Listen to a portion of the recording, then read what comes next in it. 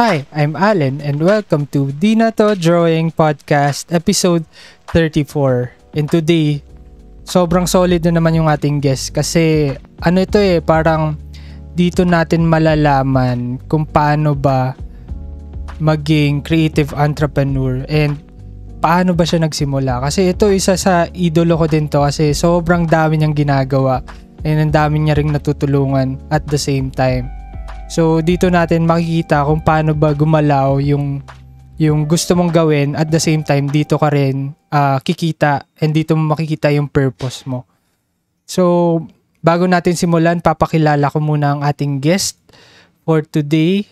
He's a creative multi-potentialite. Yan, ngayon ko lang narinig yun . An event producer, a property manager, creative director and designer.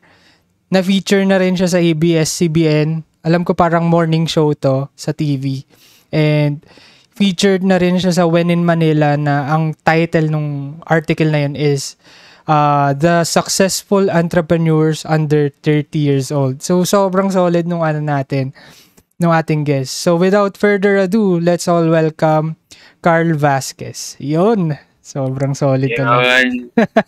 Hello. Magandang umaga, magandang hapon, magandang gabi. Mabuhay ang Dinato Drawing. Thank you, Allen, for inviting me here sa podcast mo. First time ko narinig yung multi-potentialite na word . Para ba siyang yung parang multifaceted na pag sa artist, ganun ba yan?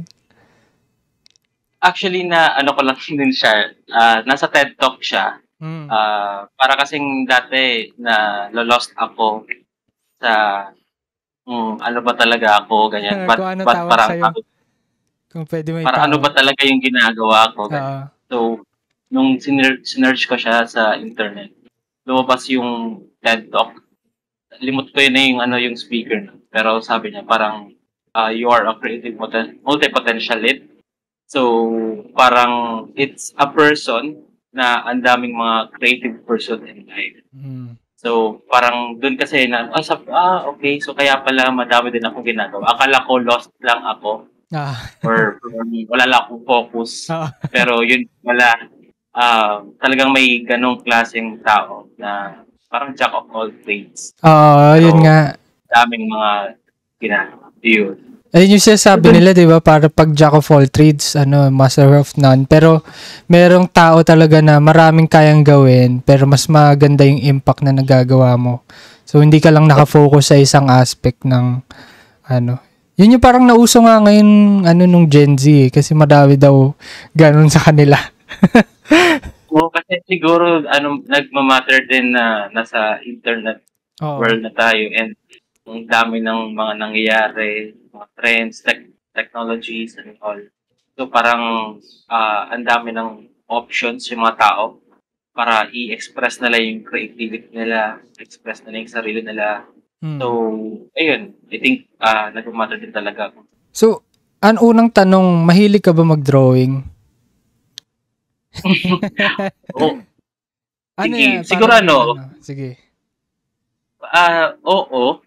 Kasi, ano ba to? Parang pwede ba ako magkwento? Sige, go. Sige. So, ayun, mahilig na talaga ako ever since na mag-drawing.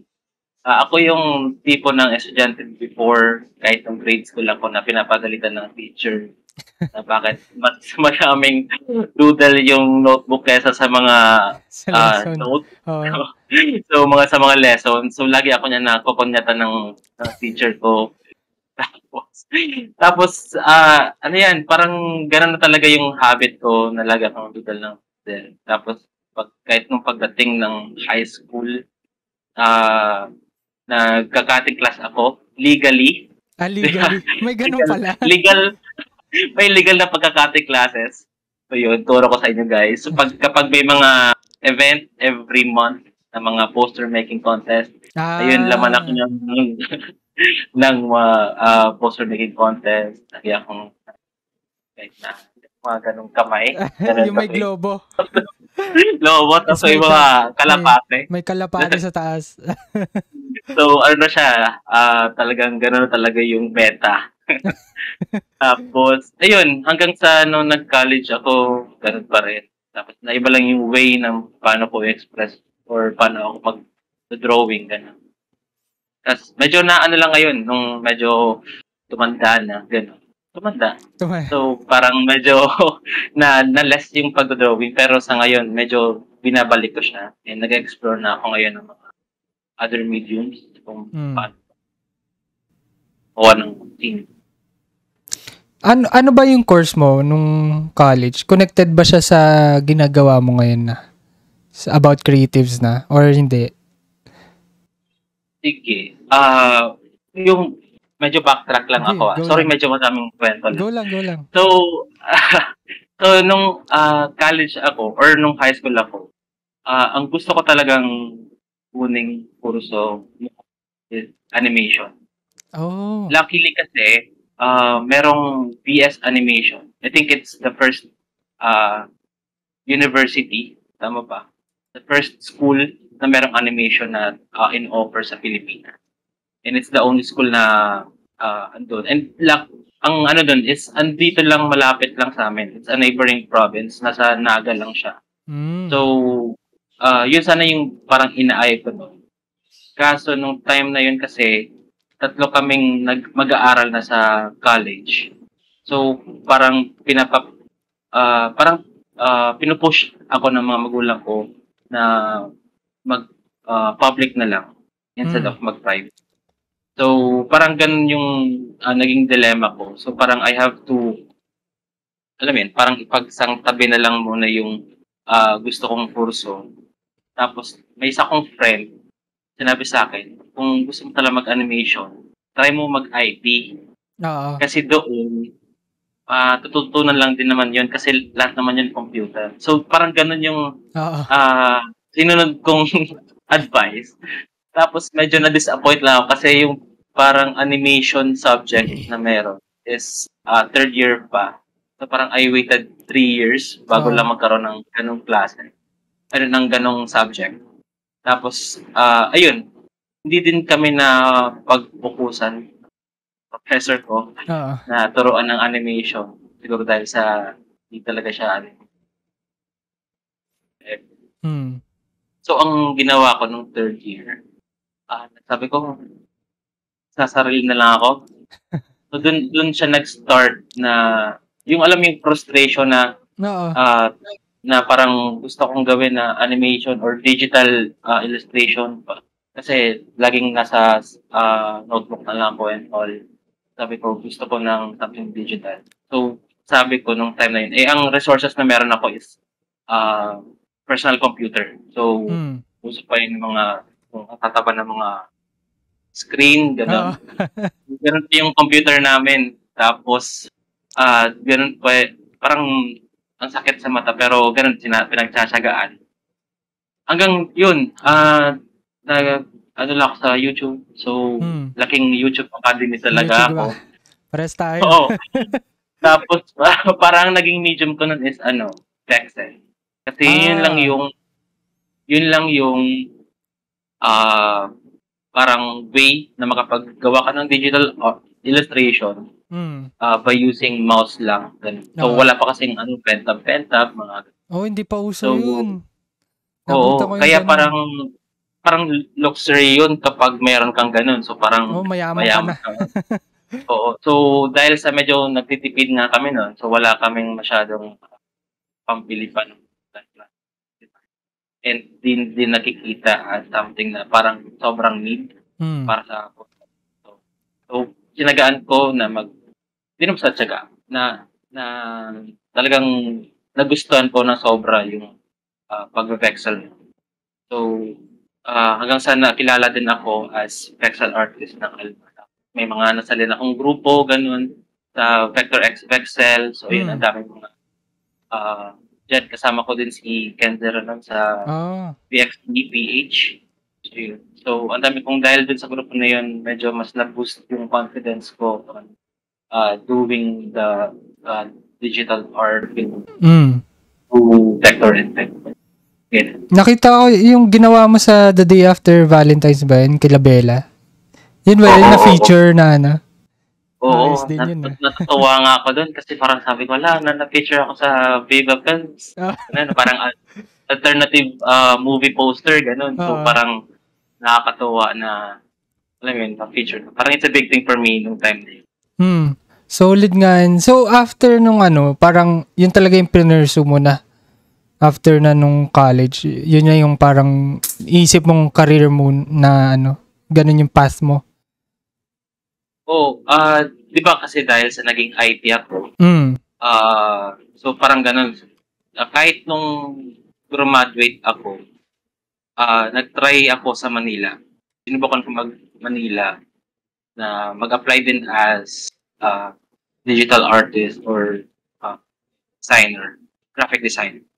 Pero ang kulang kasi sa akin is wala akong portfolio. Wala akong tinatanong na ako, may portfolio ka ba? Sabi ko, ano po yung portfolio? Oo, hindi ko alam kung ano yun. Parang dapat daw natawag doon, clear book, ganyan. So, sabi ko, ano yun? Wala ko yung ganun. May ganun nga. Diba? Oo. So, parang sabi na, wala akong mai-present talaga. Sabi ko, paano to? Halos parang binigyan lang ako ng kontrata ng magulang ko. Kapag isang buwan ka na dyan sa Manila at wala ka pang trabaho, umuwi ka na lang dito. Tapos, magpulis ka. Ganyan. Ganyan yung parang, yun yung threat nila sa akin. Parang, pag wala ka, kota ka na, umuwi ka na dito. Kung magpulis ka na lang. Ganun yung Pero, good thing na before ako mag 1 month, nakapag-apply ako and nakuha ako sa isang IT company sa BGC. So, ayun. So, luckily, nakapag-stay ako sa Manila for 3 years with network engineer. So, medyo na lang ako na iba lang ng na iba lang ng direction. Pero kahit na andun ako sa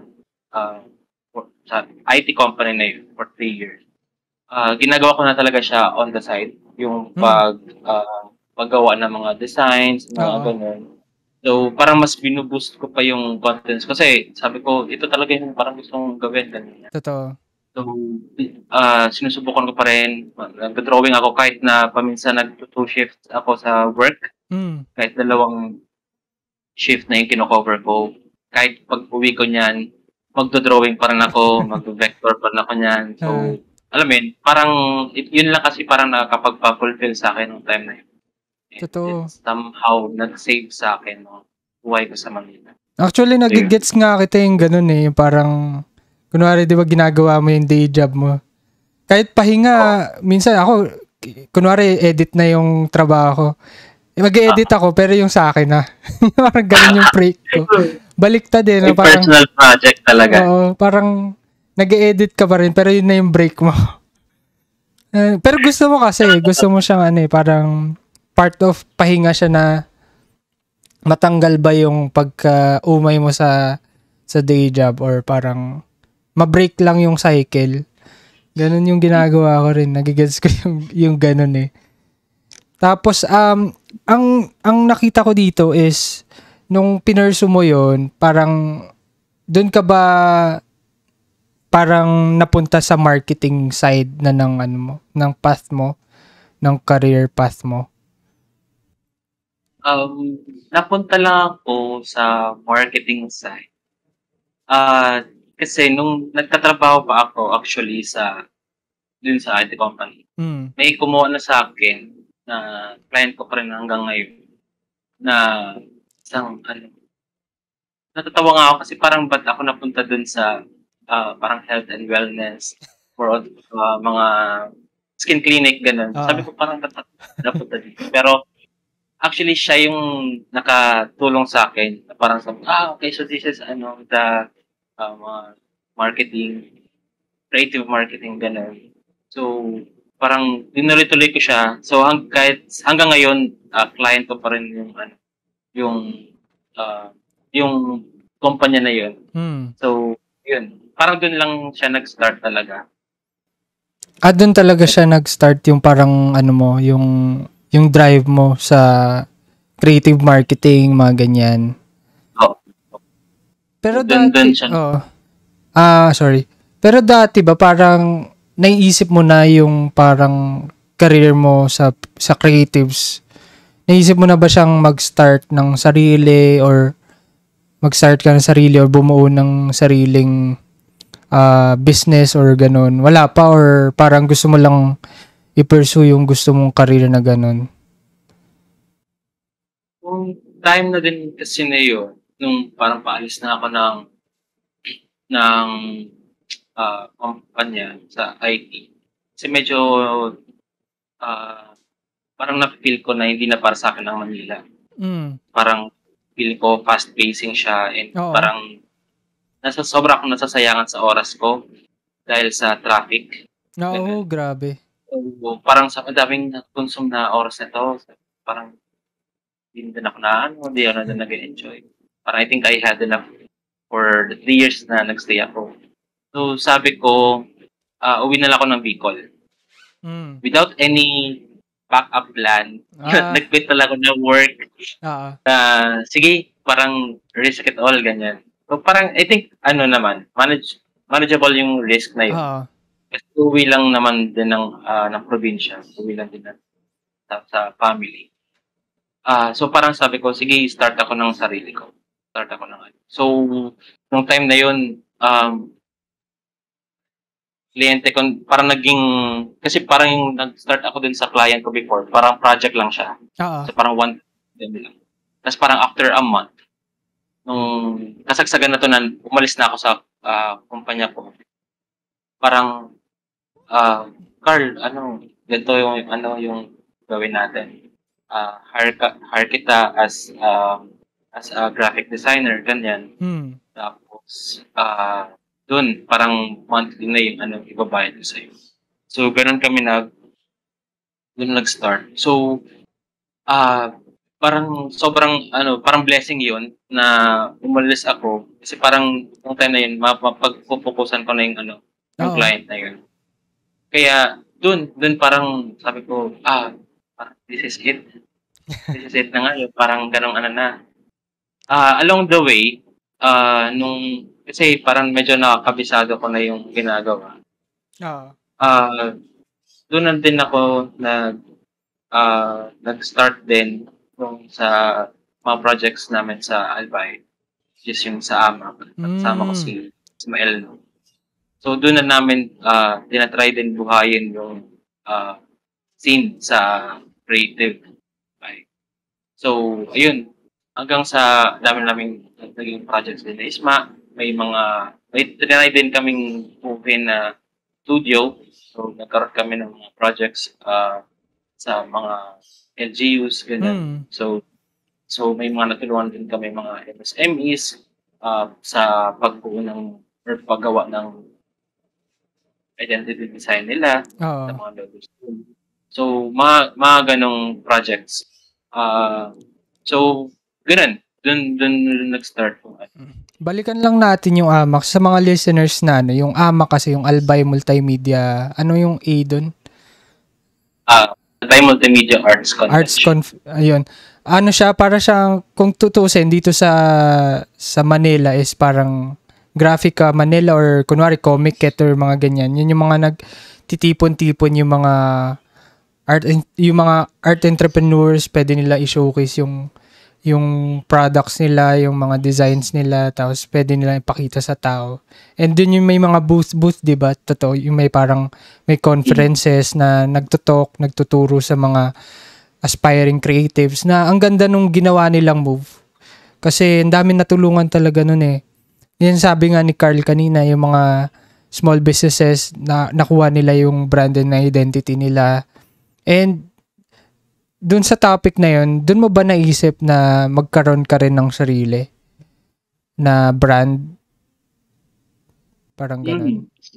So, nung nag-try na kami, yung nag-AMAC na nun, kasi parang yung first na AMAC is parang wala pa ako dun sa team. Tapos nung nag-second na, parang dun ako pumasok as a workshop instructor. Tapos parang sa mga next na AMAC, naging part na ako nung parang organizing team. So, tumutulong-tulong na ako din sa Tapos, alam ko kasi sa sarili ko na gusto ko din bumuo ng sarili kong brand. So, ginawa ko, parang may concept na ako actually before pa umalis ng Manila. Parang andun na ako sa point na nagkakaroon na ako ng quarter life crisis eh. So, parang andun na yun na parang na-feel ko na parang, alam mo yun, nasa rock bottom ako, pero at the same time, I'm trying to get back sa mga paa ko. So, dun siya nag-start din na bumuo ng sarili na magkaroon ako ng brand. Good thing na may AMAC din. Kasi dun ko na iso-showcase din yung crafts ko. Dun ko na ibebenta yung mga t-shirts na meron ako. So yun. So, yun, nabuo ko yung Bounce Back PH because of the stories that I have before. It is the story as well that I share with other people na who's dealing the same struggle in life. Na I know it's may mga iba't ibang kwento, pero I think everyone is trying to survive. Everyone is struggling. So parang ganun yung kwento na kina-capture ko on how people get back up on their own feet after napapol nila sa failure, ganun. So ganun. So wagang ganun ko siya na translate ko lang siya into a clothing. And ayun, good thing may AMAC noon. So doon ko din yung doon mo siya na unang nalabas din. Nailabas. Actually, ang ganda nung name nung Bounce Back kasi lalo nung pandemic, kumbaga lahat nasa talaga. Ang daming nawalan trabaho, nawalan ng opportunity. Talagang walang-wala yung iba kasi talagang ang hirap nun eh. Hindi ka makalabas. Lahat ng trabaho nagpapanik, hindi rin nila alam kung paano isosolve yung yung economy nila, parang ganyan. And ang ganda nung name kasi yung Bounce Back ka ay parang once na ikaw yung nadapa, may bounce back ka na pwede kang tumayo ulit. And narinig ko yun sa Twitter space yata yung kunento mo yung Bounce Back na ang ganda nung sabi ko, ang ganda naman nung brand nito. Buti sabi ko parang ang ganda talagang pangalan. Tapos parang ang ganda ilagay nga sa t-shirt as parang statement na syempre yung mga damit natin ngayon parang minsan maganda, aesthetic or ganyan. Pero maganda rin kunwari pagka may statement yung damit, kumbaga may sinasabing meaning. And sabi ko, ang ganda nito, sabi ko, solid nung branding ng Bounce Back, sabi ko. And sakto-sakto, sabi ko, ang ganda, pagka sunuot mo to, alam mong lahat ng tao may pinagdaanan eh, tapos nag-iisip na kung paano sila babounce back nga sa buhay. And eto nga parang nakita ko dito, hindi lang siya parang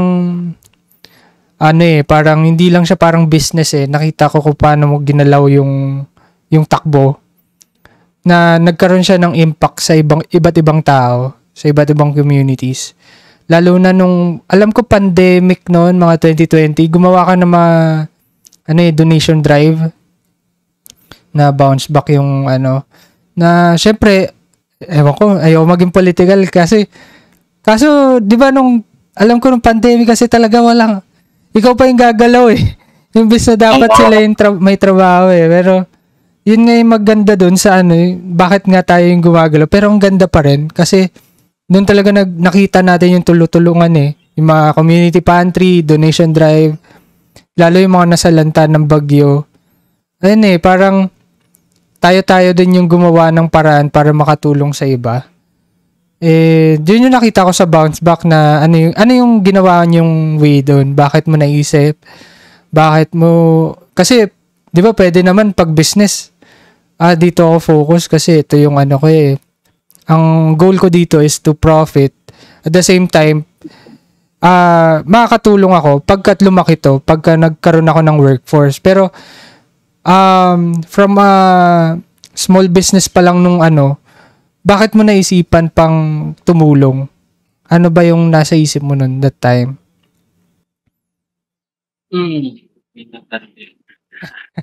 So, I mean, salamat sa mga sa mga kind words. Siguro, to answer lang din kung bakit tumutulong din ng bounce back. Siguro kasi we want to share the blessings na na-receive din ng the community. Actually, yung mga ginagawa namin drive, it's out of parang sa amin na to galing. We try to ang tawag din, parang mag-akusa, kumbaga, kasi we don't want to wait for others to help. Or urgent din kasi, di ba? Urgent din eh. Yeah. Sobrang, din, parang, parang we don't want to waste our time. Siguro it's a blessing din na nabuhay tayo sa gantong era na we have our own voice. We have our own capacity to help. So parang we don't want to, mag-antay for someone to help us. Pero tayo na yung mismo gagalaw to help other people. Siguro we started talaga bounce back as yung na-conceptualize ko to actually, parang sabi ko, napaka-intangible ng idea ko to share story of other people. Na parang sabi ko kasi kwento tong bounce back eh. Pero I wanted to somehow incorporate in something wearable. So naisip ko talaga yung sa t-shirt. Pero this is more than just a t-shirt. Hindi lang to actually t-shirt, but it's an emblem of hope and strength. Yun ang tinatawagan namin sa t-shirt namin. It's an emblem of hope and strength. And we want it to mag-radiate siya sa ibang tao. Na we wanted to others to know na may pag-asa pa sa buhay. Actually, itong nung nabuo ko to Bounce Back PH, parang hindi pa siya pandemic actually. Hindi pa. Hindi pa siya pandemic. Na-conceptualize ko to noong 2018. Pero parang mas na-formalize or mas saka ko nakapag-release na noong 2019. So doon ko pa lang siya na-start yung bounce. Pero even before, kahit nung before pa mag-pandemic, everyone is struggling. Everyone needs help, physically, mentally, diba? So, yun yung parang gusto namin, parang sabihin sa mundo na everyone has their story and everyone has parang their strength para mag-survive lang sa pang-araw. So, going back dun sa pagtulong namin, yun, parang ginawa talaga namin yun just because we want to help the other communities. Kasi we just don't want to tap the market that we have right now. But we also want to tap those communities na nangangailangan ng tulong. And yun yung mga communities na walang boses, walang walang walatad, yun talaga. So nung bagyo, may community kaming tunulungan sa TV. Kasi parang bumagyo na ngayon. So it's a Typhoon Usman. So nasalanta yung isang community ng mga indigenous people. So andun kasi yung community na yun sa TV. So doon kami tumulong sa mga community ng IP. So we nag-ask kami ng help from mga organizations, from mga ibang communities din na wala sa Bicol, gano'n. Tulungan natin yung mga kapatid natin. So, fulfilling lang talaga ng napaka-fulfilling siya na makatulong sa iba. And kahit na walang pandemya, walang video, parang alam mo yun, it's very fulfilling sa pakiramdam. Iba yung pakiramdam kasi talaga eh. Nakakataba ng puso. Oo, ganun. Ganun yung feeling niya eh. Tapos, balikan lang natin, nung kinonceptualize mo yung bounce back, ikaw lang talaga yun? Or may kasama ka? Siguro ang naging kasama ko nun is yung mga kaibigan ko. Na, kasi sabi ko sa kanila, we share the same struggles. We have a different story, may iba kang kwento kung saan ka bumabangon, saan ka, alam mo, yung mga pinagdadaanan. And I have mine.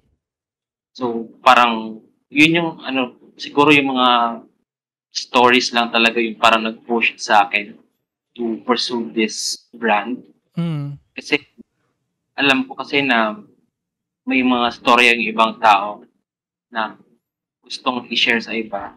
Alam mo yun, mga could be a success story, a miracle story, paano nalagpasan yung mga dagok, tama ba? Or yung mga struggles na sa buhay. Ito. Yung dito may tanong ako eh. Kasi parang dito rin na na-formulate yung pagiging creative entrepreneur versus sa business entrepreneur. Ano yung difference sa tingin mo yun? Kasi dalawa yun eh. Dalawang uri yun ng entrepreneur eh. Na magkaiba.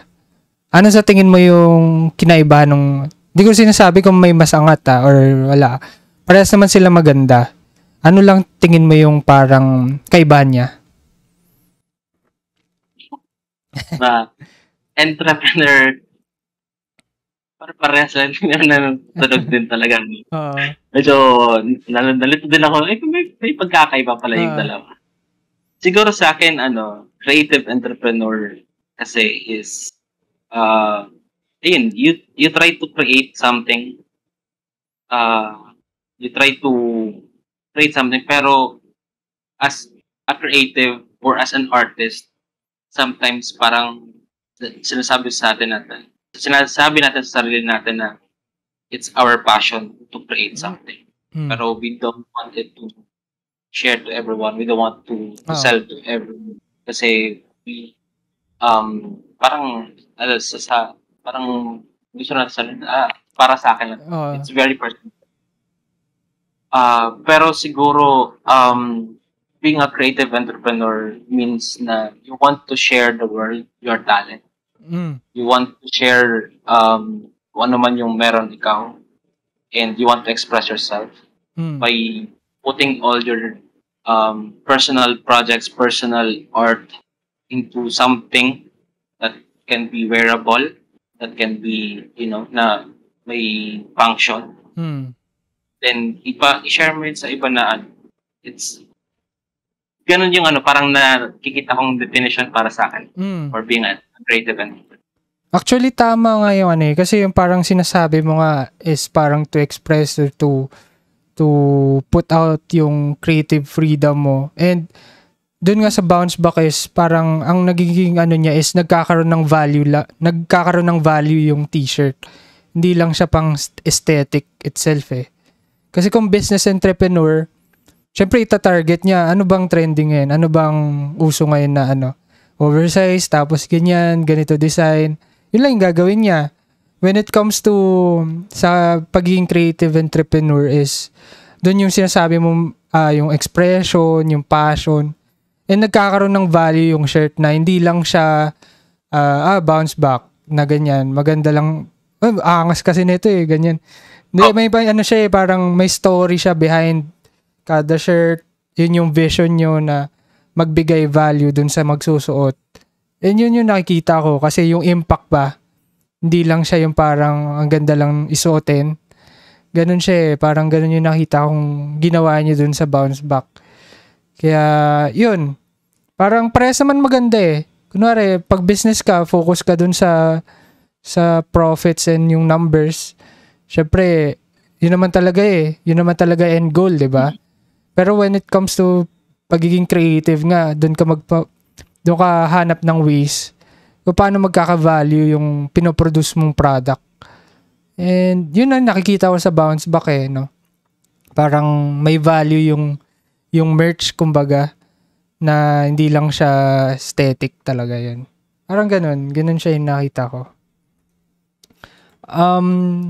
Ito, syempre, pagka, small business nung time na nag-start ka is, ang hirap nun. Lalo pagka, nung nag-start ka ba, knowledgeable ka na ba sa mga suppliers, sa mga ganyan? May network ka na ba? Mga ganun, di ba? Tapos, paano ka sasali sa mga convention, mga ganun. Parang ang hirap i-compile lahat. Kumbaga, ang ganda ng idea mo, di ba? Parang, lahat naman may idea Lahat maraming may gandang idea. Pero when it comes to execution, dun talaga magkakatalo lahat Kasi marami talagang magaling gumawa na ideas Maraming sobrang taba ng utak, magganyan. Pero pag sa execution talaga, dun nagkakatalo-talo. Ano yung ginawa mong step na parang ma-figure out along the way yung ginagawa mo ngayon? Ayun. So, sa akin kasi talagang, yun nga, parang, lang ako more of doodle-doodle lang ako sa notebook ko nung elementary. Wala talaga akong business background.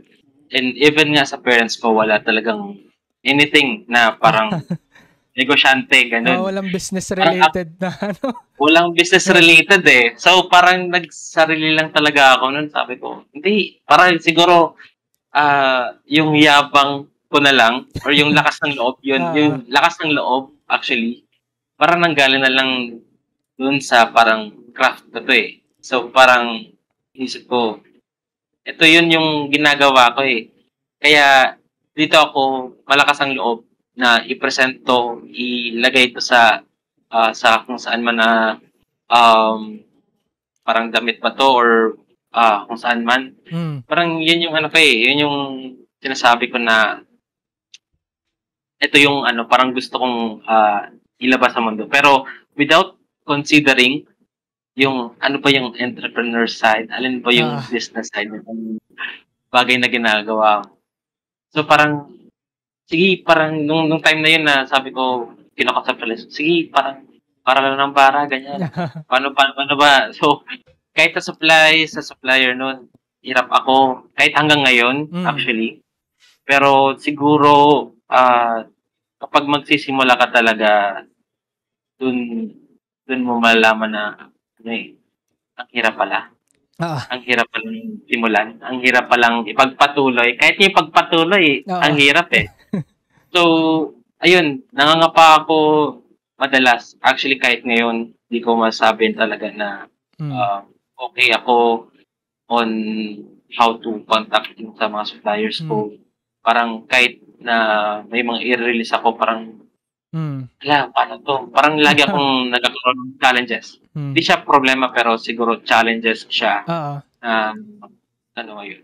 So, pero blessed ako and grateful ako kasi ngayon may supplier na ako ng t-shirt kung saan ako nakakuha ng mga t-shirts ko. So,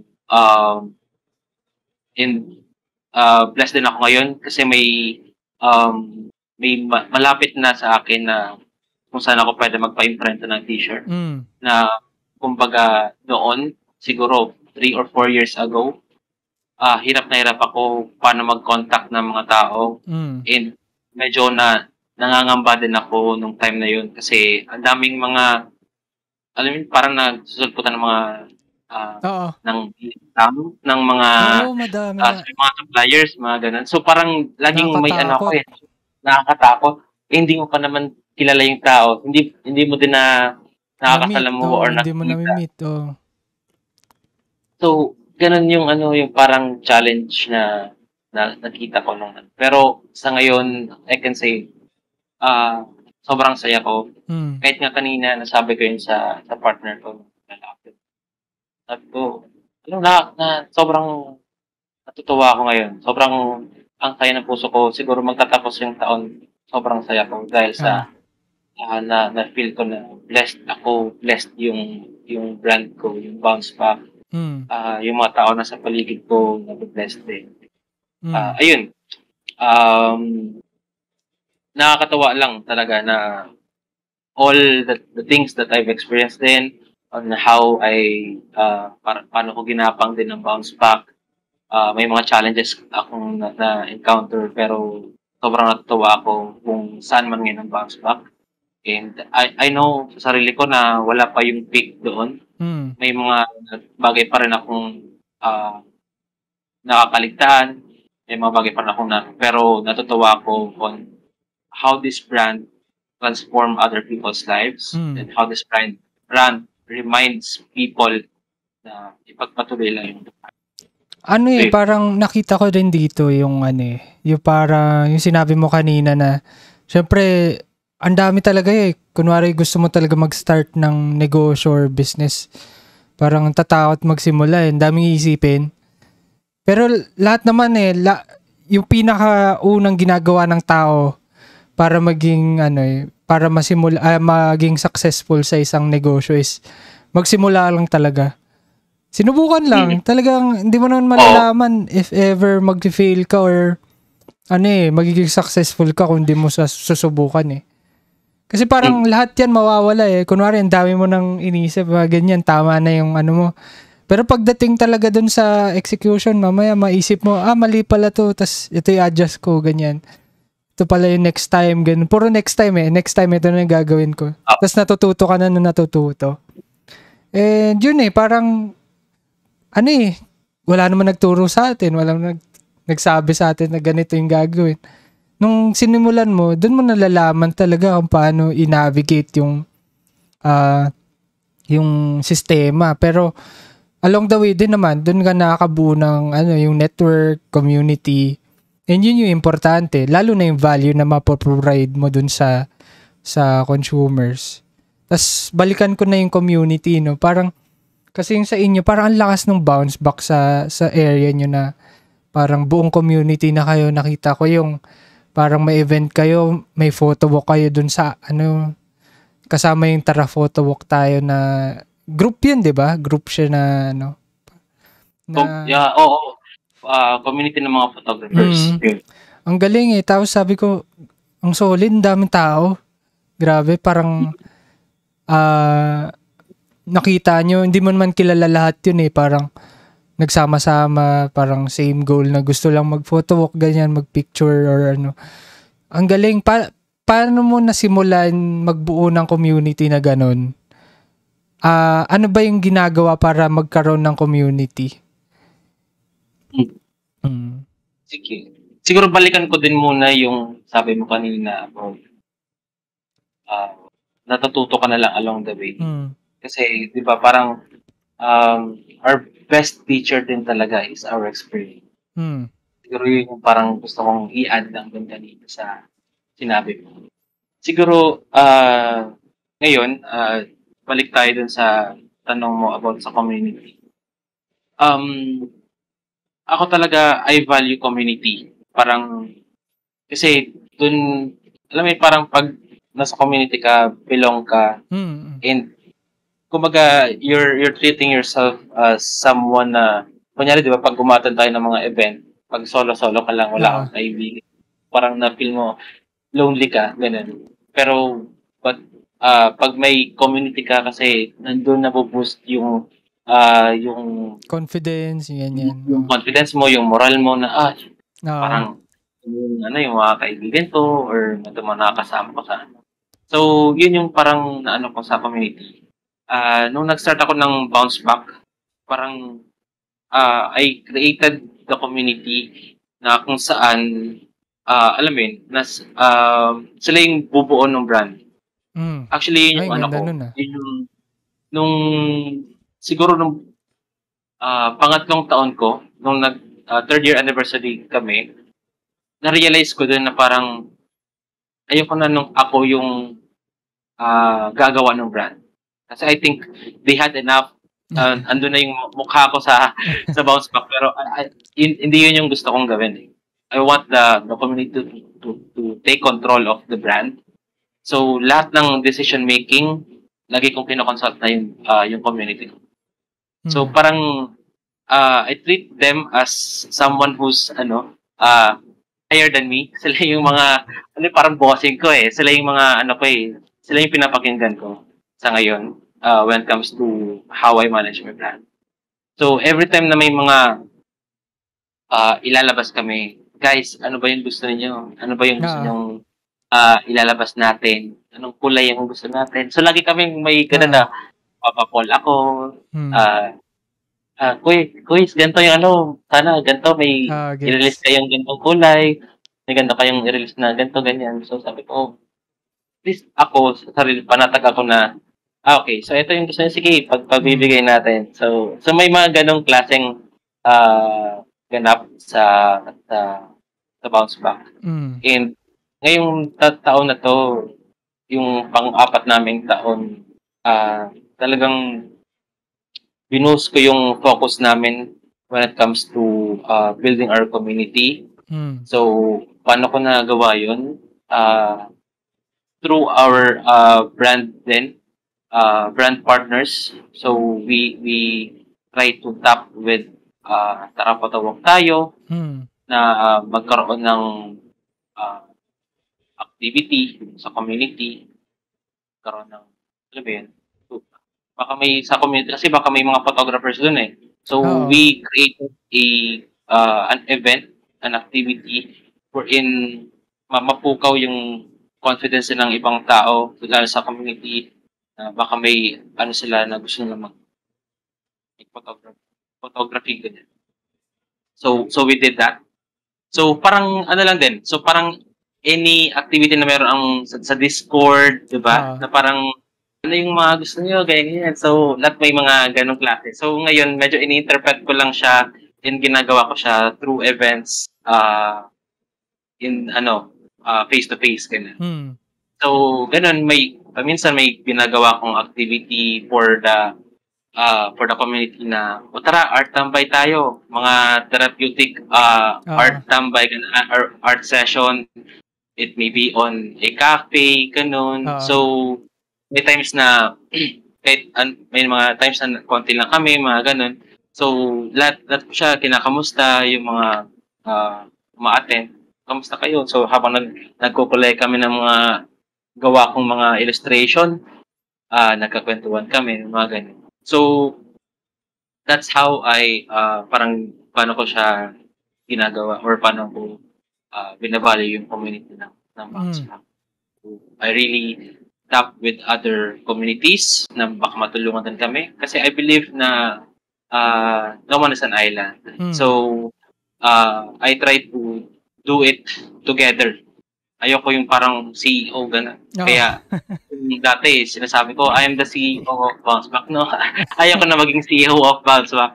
I just want to be the founder and the creative director and gano'n. So, mas gusto ko yung community yung maging CEOs ng brand ng Bounce Back. Medyo hot topic nga yung title ng CEO. Kasi kabil-kabila meron ng lahat sila CEO na eh. Ay, nato. Dati kasi parang nung time ko parang businessman lang naman tawag dyan eh. Parang negosyante, ganun. Gulat ako, lahat CEO na. Gulat ako Ganun na ba, parang ganun na ba ang basihan pagka, nakapundar ka ng isa, CEO ka na agad? Parang ganun. Kumbaga yung bigat nung title nun dati is, pag CEO ka, parang, ang dami mong, lawak na ng sakop mo ganun na ini-imagine ko dati nung bata ko. Pero ngayon, parang medyo hot topic nga kasi siya na, parang yung pagiging CEO, parang, totoo ba? May napatunayan na ba may groundwork na ba? Parang may na ba? May pinapakita na bang insights or ganyan? Hindi ko naman parang sa napansin kong trend ngayon, kung sino pa yung maingay na ganun, ewan ko, ayoko baka mabash na naman. Kasi parang ganun eh, parang, sige, okay naman i-label as CEO mo yung sarili mo. Pero, ewan ko, minsan medyo mahangin na lahat ng nangyayari. Parang nagiging yung kumbaga yung bigat na label ng CEO, pagiging CEO is nawawala. Kasi parang medyo, ngayon eh. Parang kung sino marami engagement, yun na yun eh. Pero yung parang yung proof of work na yung concept na talagang kumikita ka ba, napapaikot mo or parang hindi eh. Parang yabangan lang eh. Parang ganun na nangyayari eh. Parang sa akin, mas okay ako yung tahimik. At least talaga, kaysa yung parang ang ingay mo. Pero deep inside, walang-wala ka naman pala talaga. Parang ganun. Silent filter lang. Oo, parang may ayoko. Next na yun, baka pwede naman siguro. I think 2 cents lang na for wait, yun? Siguro kasi dito ngayon, di ba, parang dahil sa internet world, na tayo, like what I've said kanina, na nasa internet era na tayo, everyone has their own voice, everyone has may mga platform na to express themselves. So, parang pansin mo, lagi na siyang, yung mga narrative ng ibang tao. I consider myself as this. Parang, I express myself, siguro lang, pwede natin siyang maihambing para sa akin pwede natin siyang ihambing sa mga tao nagsabi na, I am an artist. So, parang, on what aspect? Pero siguro we call ourselves names just because we feel like it. Diba? Kasi nagagawa natin or kumbaga sa kanila, itong mga ginagawa ko pang CEO level na to eh. Itong mga ginagawa ko pang artist level na to eh. So I can call myself names. I can call myself an artist. I can call myself as a CEO. I can call myself whatever. So I think yun na lang din yung siguro nagkakaroon na lang siya ng debate kung ano yung degree ng or bigat ng responsibility mo as a CEO. Ano ba yung degree ng ginagawa mo as an artist or as someone, diba? Parang may mga ganong klase. So I think yun yung 2 cents ko for that. And sana wag din ako i-bash. Hindi, bahala sila. Di, pero yun lang, pag-isipan lang din nila. Kasi gusto lang din naman natin sila tulungan, di naman natin sila parang, kumbaga, yung certain title na yan, may responsibility ka dapat iniisip. Hindi lang yung parang ego mo yung binuboost mo eh. Ganun siya. Hindi siya ganun eh. Siguro lang siya. Trip na lang din yan. It's similar. Pero parang kasi, di ba, kahit ngayon may issue or ngayon, I think na lahat natin na-encounter yung video ng isang Scottish na binabati ko siya muna sa cafe, overstay, ganun. I think trip lang talaga ng tao. If ano ba yung gusto nilang gawin, they can do whatever they want. It's free country. Totoo. So, ito nga gusto rin balikan yung kanina sa intro na yung around 2019 yata yun, na nasama ka sa article na successful entrepreneurs under 30 years old. And ano to? Parang kailan to na anong time na nasang point ka nung in life? Ito yung time na sinisimulan ko yung bounce back. Siguro, I think lucky na lang ako na na-include ako doon. Kasi naitag ako dun sa isang post nung journalist na yon na hey guys, we're writing something about entrepreneurs. Hindi ko alam kung para saan yung pero they're looking for people or mga tao na under age of 30 na may mga businesses. So, ganun lang siya. Sabi, uy, parang parang ako, 30 na po. So, try ko nga na magbasa ng story ko. Ginagawa ko. So, kinontak ko yung journalist. Sabi ko, ma'am, paano po ba ang ano? So, nag-send ako, ganun. Hindi ko naman alam na kung ano yung para saan yung article. Para sabi ko, sige, parang ano to, parang magandang addition to if ever na ma-feature. Pero di ako umasa nung time na yun na ma-i-include yung entry ko ng mga questions. Ganun. Tapos yun, parang na, ano lang ako na, ganun. Kaya parang siguro, nung time na yun, parang natutuwa ako na na-include ako. And I know sa sarili ko na di pa ako ganun ka-successful nung time na yun. But that's something na parang dadalhin ko na papasabihin sa mga, siguro magkakapamilya, di ba? Na parang, anak, alam mo ba si daddy, ganyan. I think I'll just dedicate it to my mga anak ko, mga future kids, ganyan. Si daddy mo, ganyan, successful, pwede rin yun. Ganun lang. But at the same time, hindi ko siya masyadong binopost or whatsoever. Siguro, kinukwento ko lang na nandun ako. Pero, I think this is the first time na maikukwento ko sa isang podcast pa na ayun, parang siguro luck lang talaga yung nangyaring yun. Ba't ako na yun sa list of successful. Pero sa'yo ba, for you, what is success? Yung mga pang pang Miss Universe . Thank you for that wonderful question. Sige, what for me, success is on how you define it. Iba-iba kasi, di ba? I think, para sa akin kasi, I think, I'm over with those mga grabe yung hustle sa life. I think, parang, wala na ako sa prime days ko for me to, parang, dahil sa, success is about, money. Oo. Pero for me, ngayon, if I'm going to define it, it's about kung gaano ka kontentado sa buhay. Kung sa'yo na yun, kasiyahan mo yung I think you can say na successful ka if you're happy with your lagi nga sinasabi ng iba na mayaman ka nga pero wala ka namang malungkot ka naman.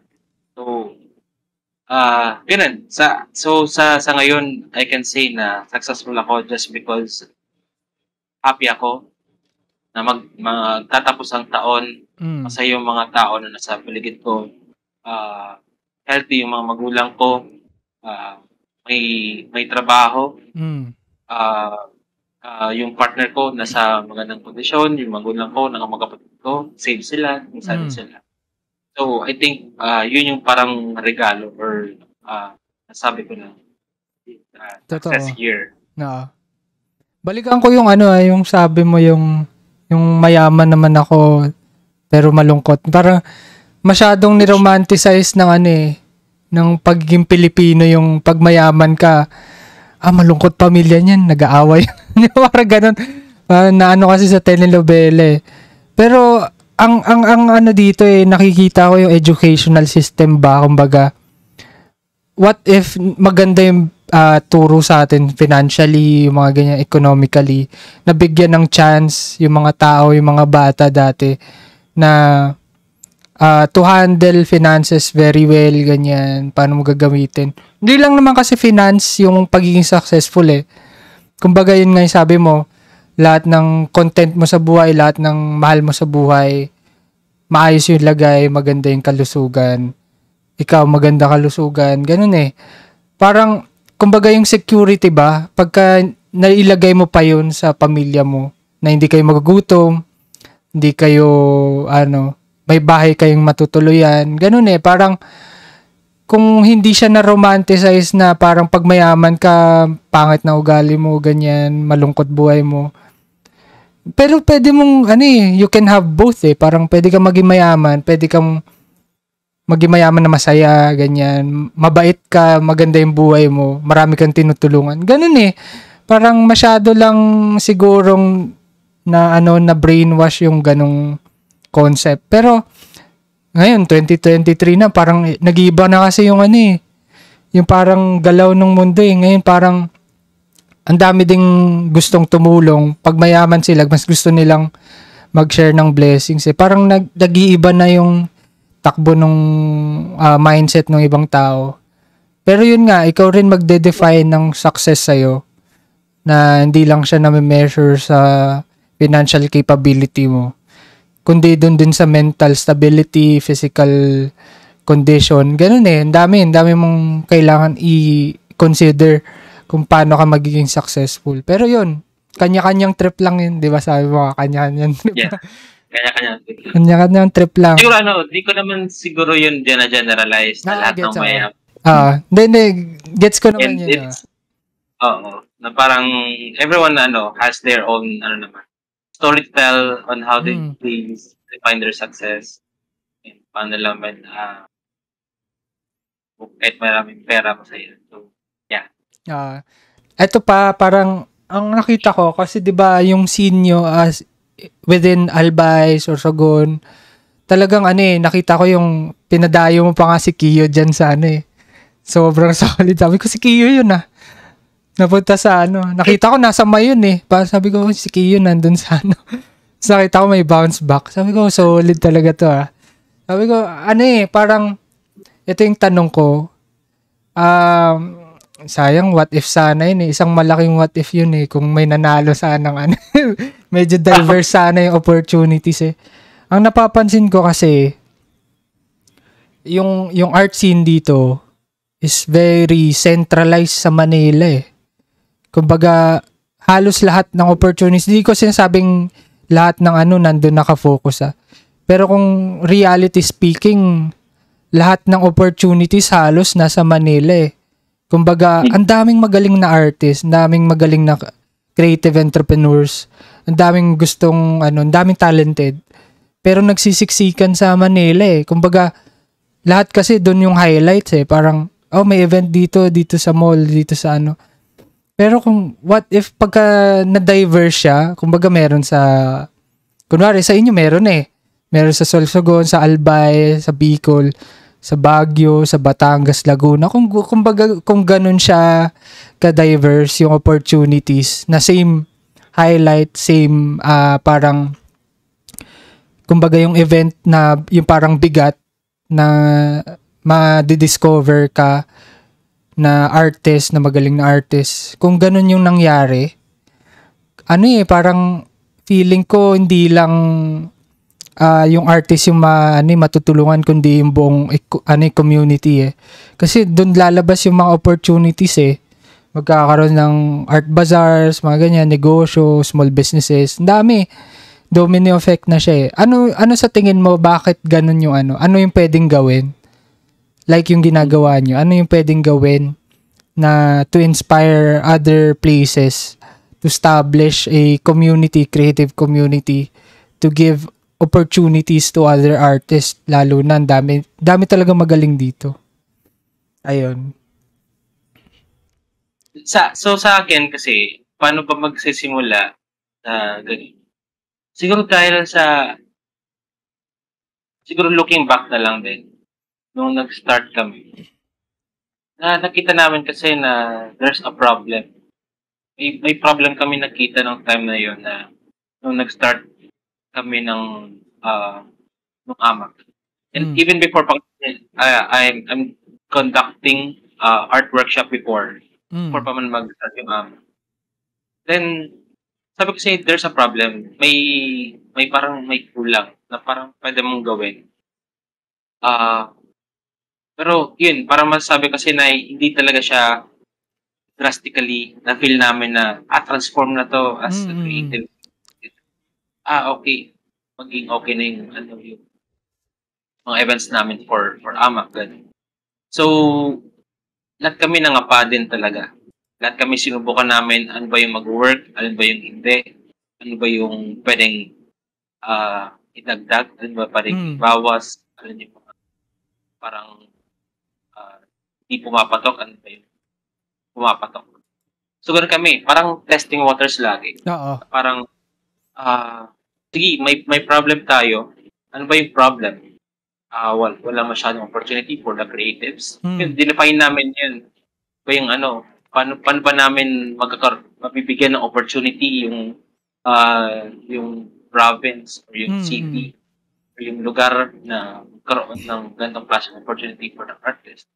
So, we try to solve every problem na nakikita namin. So, ano ba yung problem? Kung nakita naman kasi yung then ano ba yung problema? Nakita namin kami as parang event goer din kami nung Grafica Manila. Nakita namin yung problem is kami yung pupunta sa Manila for us to experience yung or kita si artist na ganito, ganito mga invited guests. So, naisip namin, why not bring them here sa SP? So, that's the first problem that we encounter. Ngayon naman, ayun, parang we will bring it para i-educate ang mga tao. Kasi, syempre, yung time na yun, hindi pa educated yung mga tao about the creative scene. Totoo. So, yung mga artist din, di alam kung paano mag-presyo ng ng kanilang mga gawa. So, little by little, we inspire other enthusiasts and transform them as a creative or as a creative entrepreneur, artist. So we educate first, so we conducted workshops for them to upskill mag-upskill sila, ganun, and to enhance their potential, ganun. So yun yung mga ginawa namin. And I think this is the same formula that I've been doing and I'm going to do here in Sorsogon. So, I think pwedeng i-replicate siya, ganun. So, yun, I'm spilling the tea. So, yun. And, the next is yung mga art fair, diba? As an artist and as a creative, we need to showcase our crafts. Diba? We have to show it to the world para para ma-recognize ka na, may tinitinda palang ganito si ganito. Alam mo yun? So, you have a platform, that kind of platform, create a platform for an artist to showcase their craft, sell their crafts. So, malaking bagay na din yung mga ganong klaseng bagay for an artist. Have an avenue to showcase their arts in the world, their talent in the world. So, yun. So, parang ganun lang yung ginagawa namin na para sa amin effective siya. And you can play along with that.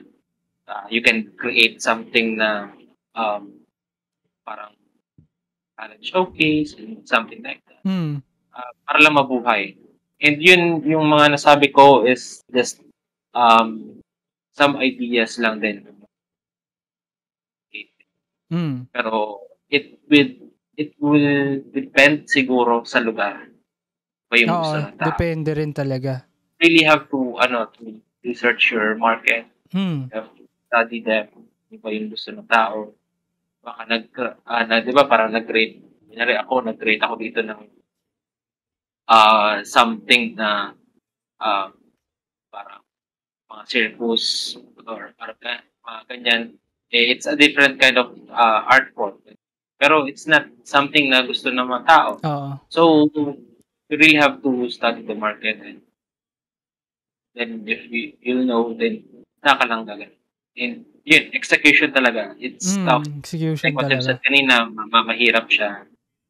There will be people na may sabihin sa'yo, yung mga tao, or itong si ito, has this kind of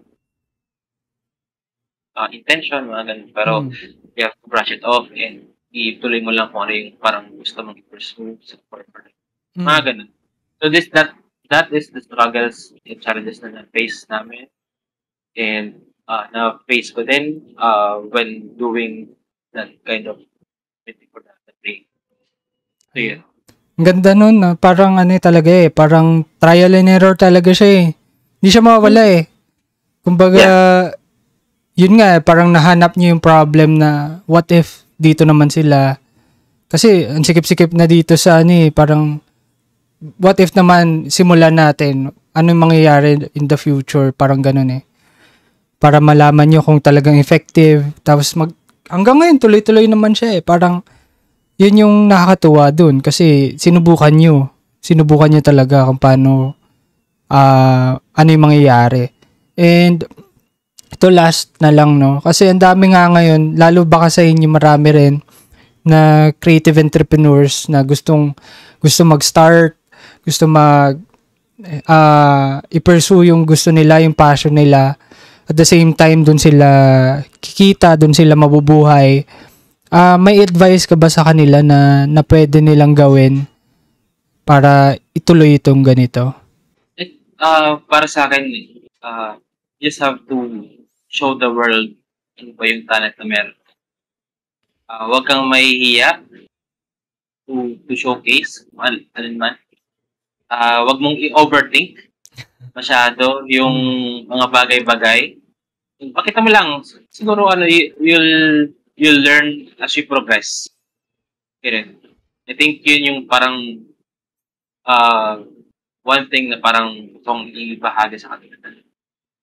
Subukan mo lang kung ano yung mag-work sa'yo. You don't really have to follow kung ano yung sinabi ng iba. Ikaw yung makakapagsabi niyan kung ano yung okay sa'yo. And gawin mo lang kung ano yung tinitibok ng puso. Figuratively pala. So yun, I think yun yung ano. Kung tutusin nga, ang swerte na nila kasi ang dami ng tools and platform na pwede nilang gamitin. Kasi dati talaga flyers pa poster pa Ganun pa dati. Yeah, ngayon, ipopost mo na lang. Gagawin mo na lang talaga. Yan na lang talaga Yun na lang gagawin mo. Naging bagay din talaga na may mga social media na ngayon. May mga platform na tayo. And para ipakita yung anong mga ginagawa natin. So it's a big thing or it's a blessing na nandito tayo sa era na to. At the same time, it's a curse as well. Oo, yun nga Ikaw, bahala mo na paano didiskarte yan yung ganun. Pero ano ngayon? Sige, go pala. Siguro ano lang, isa pa sa is i-maximize natin and sa mga artists na kung ano yung meron. Oo. Meron kayo. So, yun lang. Yun, maganda yun kasi parang lahat, maano ka sa social media, ito may ganito siya. What if bibili muna ako ng ganito tsaka ako sisimulan? Hindi, kung ano ka, meron ka, yun yung ano mo talaga doon mo ina-navigate kung paano ka mag-improve pa. Tapos pag nakaipon ka, tsaka may upgrade, diba? Parang ganun naman lahat Doon naman magsisimula. And bago tayo magtapos, Carl, siguro may gusto kong i-promote, ayan, mga drawing mo sa buhay, yan, mga ganyan. Pwede man sabihin. So yun, salamat sa lahat ng mga nakinig, mga nanonood. Again, sobrang thankful ako, Allen, at sa iyong platform na Dinato Drawing for me to share my stories as well sa mga tagapanood mo, sa community mo at sa mga audience mo. Salamat sa opportunity to. And siguro, follow nyo kami. It's Bounce Back. Ngayon, medyo iba na yung spelling ng Bounce Back You can follow us at Bounce Back. So, I think I'll just, lalagay na lang to dito. And, ayun. And sa may mga darating kaming mga events and mga merch drop this month. Actually, sa December. So, may collaboration tayo ni ganito. So, abangan ninyo. Wala pang name drop So, abangan ninyo yung mga ilalabas namin for this December. And, ayun, follow nyo lang kami for more updates about our brand. So, baka may mga dadalhin na mga artista kung saan man. So, abangan ninyo. Ayun. Salamat ulit, Carl, sa pag-guest dito sa Dinato Drawing Podcast. So, for more exclusive updates and information, please feel free to follow Dinato Drawing Podcast on Facebook, Instagram, Spotify, YouTube, X. Bago na yung X eh. Threads, wala pa kami kasi parang di ko pa alam paano i-navigate yung Threads eh. Pero yun, follow nyo kami. And meron na pala kami sa Shopee. May natitira pang ilang pieces na lang nung merch collaboration with Ken Zero Art. Season 1 release ng Di Na To Drawing Podcast available on Shopee. And yun, tignan nyo rin yung Shopee ni Carl doon sa yung Bounce Back PH. Nasa Lazada ba? Lazada, no? So, pwede nyo i-type na lang www.bounceback.com. Ayun. At makikita dito. Yun, meron na silang may shop din silang sarili. And yun, salamat ulit Carl sa pag-guest. And sobrang ganda nung topic and yung usapan natin. Sana lahat ng tao maka-bounce back din sa struggle sila sa buhay. Kaya kagaya nga sabi ni Carl, lahat naman nakaka-bounce back. Ayun. Amen. Salamat ulit, salamat. Kita-kits pag nakadalaw kami dyan or dumalaw kayo dito. Kita-kits sige, punta kayo dito. Kaming bahala. yun na pala eh. Ayun, salamat ulit. Ayun. Okay.